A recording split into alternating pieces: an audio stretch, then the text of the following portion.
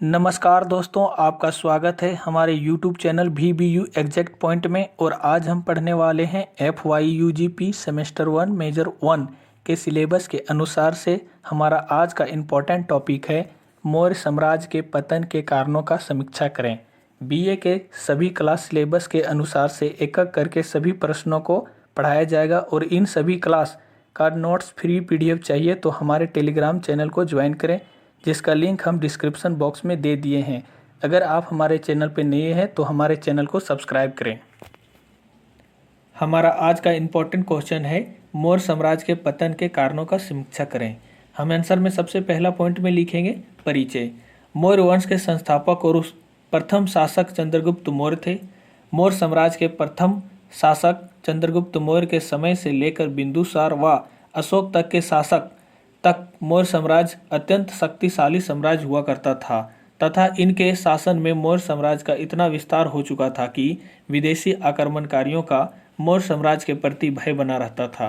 परंतु अशोक की मृत्यु के पश्चात उनके उत्तराधिकारी बृहद्रथ के शासन में मौर्य साम्राज्य का अत्यंत कमजोर पड़ गया। इसका मतलब यह हुआ कि मौर्य वंश के संस्थापक और प्रथम शासक चंद्रगुप्त मौर्य थे। मौर्य साम्राज्य के प्रथम शासक चंद्रगुप्त मौर्य के समय से लेकर बिंदुसार व अशोक तक के शासक मौर्य साम्राज्य अत्यंत शक्तिशाली साम्राज्य हुआ करता था तथा इनके शासन में मौर्य साम्राज्य इतना विस्तार हो चुका था कि विदेशी आक्रमणकारियों का मौर्य साम्राज्य के प्रति भय बना रहता था। परंतु अशोक की मृत्यु के पश्चात ही उसके उत्तराधिकारी बृहद्रथ के शासन काल में मौर्य साम्राज्य अत्यंत कमजोर पड़ गया था। हम अगला पॉइंट में लिखेंगे मौर्य वंश मगध के पतन के कारण। बृहद्रथ की अयोग्यता के कारण उसके शासन में कई ऐसी घटनाएं हुई जिसकी वजह से मौर्य साम्राज्य विघटित होने लगा और मौर्य साम्राज्य का पतन हो गया। मौर्य साम्राज्य के पतन के कारण निम्नलिखित हैं।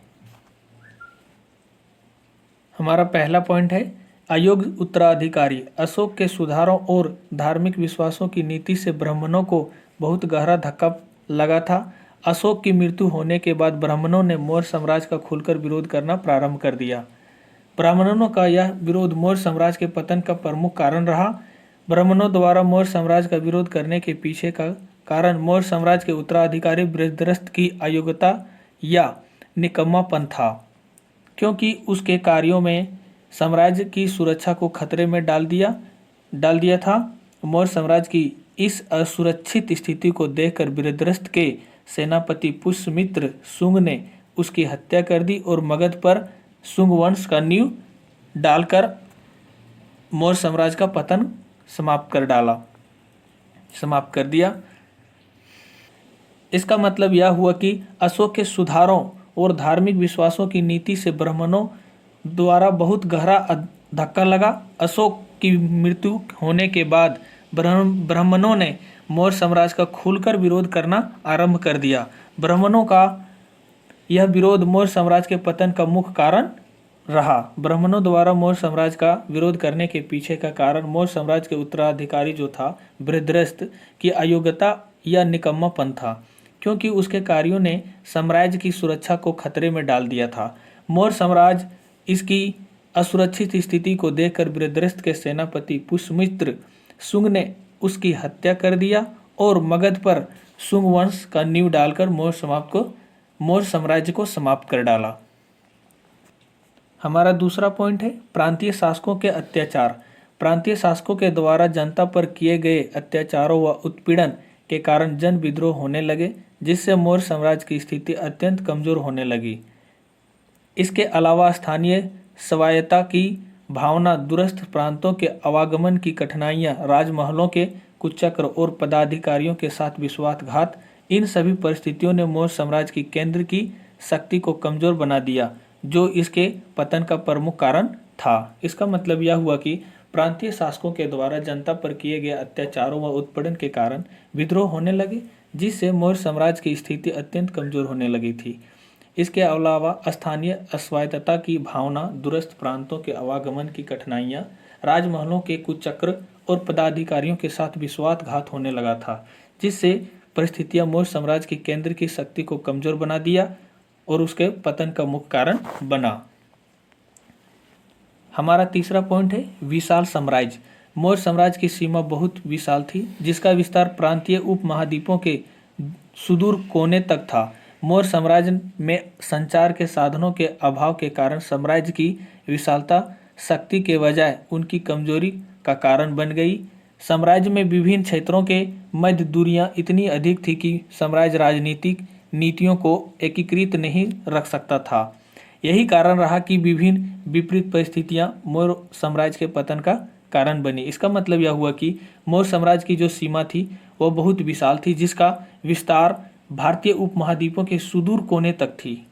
मौर्य साम्राज्य में संचार का साधन के अभाव के कारण साम्राज्य की विशालता शक्ति के बजाय उनकी कमजोरी बन गई।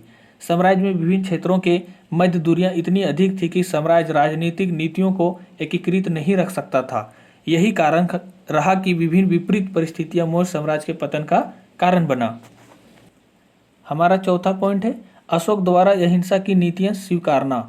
अशोक द्वारा युद्ध को त्याग दिया गया और उनके बदले में उसने उदारता, दया व सहिष्णुता के साथ शासन करना अपने साम्राज्य का आधार बनाया और साम्राज्य को मजबूत बनाने का प्रयास किया।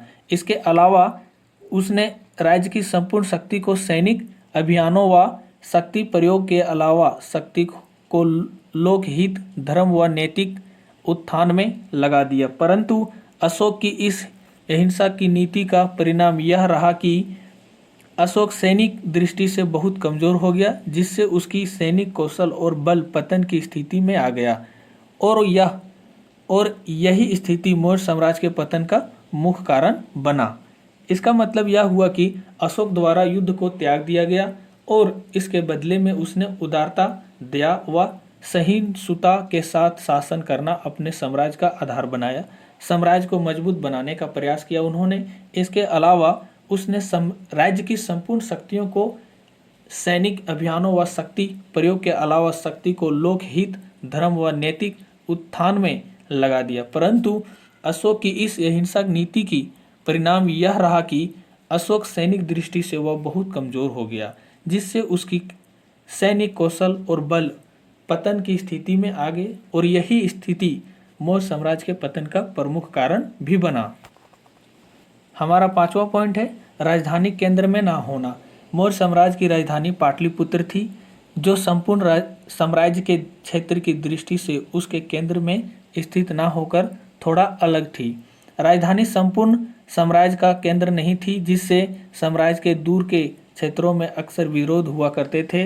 राजधानी पाटलिपुत्र से दूर के क्षेत्रों को नियंत्रित करना मुश्किल हुआ करता था और इन क्षेत्रों में निरंतर हो रहे विरोध के कारण साम्राज्य कमजोर हो गया और उसका पतन होने लगा। इसका मतलब यह हुआ कि मौर्य साम्राज्य की राजधानी जो थी पाटलिपुत्र, वह संपूर्ण साम्राज्य के क्षेत्र की दृष्टि से केंद्र में स्थित नहीं था, वह थोड़ा अलग था। राजधानी संपूर्ण राज्य का केंद्र नहीं था, जिससे साम्राज्य के दूर होने के क्षेत्र से अक्सर विरोध हुआ करते थे।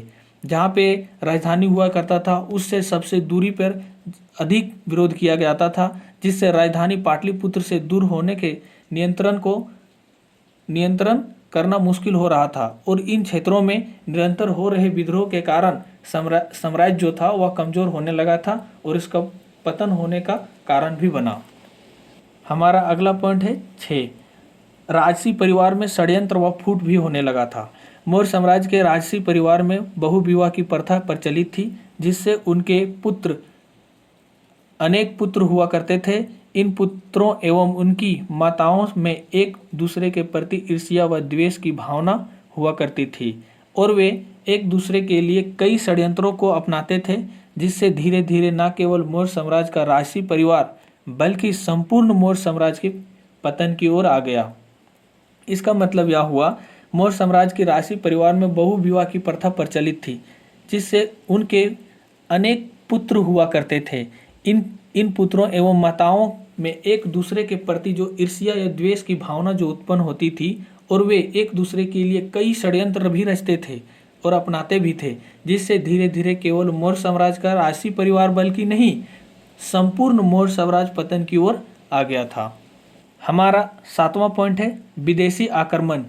अशोक की मृत्यु के पश्चात जब मौर्य साम्राज्य का स्तर नीचे गिरने लगा तो यूनानियों ने एक बार फिर से भारत को अपना लक्ष्य बनाते हुए हिंदू कुश को पार कर भारतीय क्षेत्रों पर उतर आए और धीरे धीरे यूनानियों ने जिस प्रकार मौर्य साम्राज्य की आंतरिक सीमा की और प्रवेश किया, उससे अंदाजा लगाया जा सकता था कि मौर्य साम्राज्य कितना कमजोर पड़ चुका था।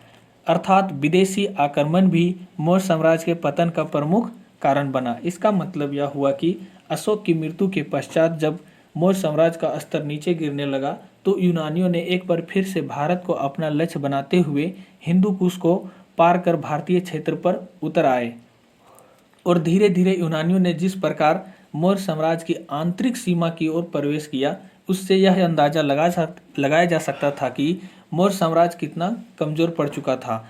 अर्थात विदेशी आक्रमण भी मौर्य साम्राज्य के पतन का प्रमुख कारण भी बना। हमारा अगला पॉइंट है निष्कर्ष और हमारा अंतिम पॉइंट है। उपरोक्त लिखे गए बातों से यह निष्कर्ष निकलता है कि जब तक मौर्य साम्राज्य का शासन चंद्रगुप्त मौर्य, बिंदुसार और अशोक तक रहा, तब तक वहाँ का विकास होता रहा। लेकिन जैसे ही लोगों का कार्यकाल समाप्त हुआ या पतन के राह पर चलने लगा, अंततः मौर्य साम्राज्य का पतन हो गया। इसका मतलब यह हुआ कि जब तक मौर्य साम्राज्य का शासन चंद्रगुप्त और बिंदुसार और अशोक तक रहा, तब तक वहाँ का विकास निरंतर होते चला गया। लेकिन जैसे ही लोगों का कार्यकाल समाप्त हुआ या पतन के कारण पर चलने लगा और अंततः मौर्य साम्राज्य का पतन हो गया। हम उम्मीद करते हैं कि यह वीडियो आपको पसंद आया होगा और इस क्लास का PDF फ्री में चाहिए तो हमारे टेलीग्राम चैनल को ज्वाइन करें, जिसका लिंक हम डिस्क्रिप्शन बॉक्स में दे दिए हैं। अगर आप हमारे चैनल पे नए हैं तो हमारे चैनल को सब्सक्राइब करें। मिलते हैं नेक्स्ट वीडियो में। Thank you.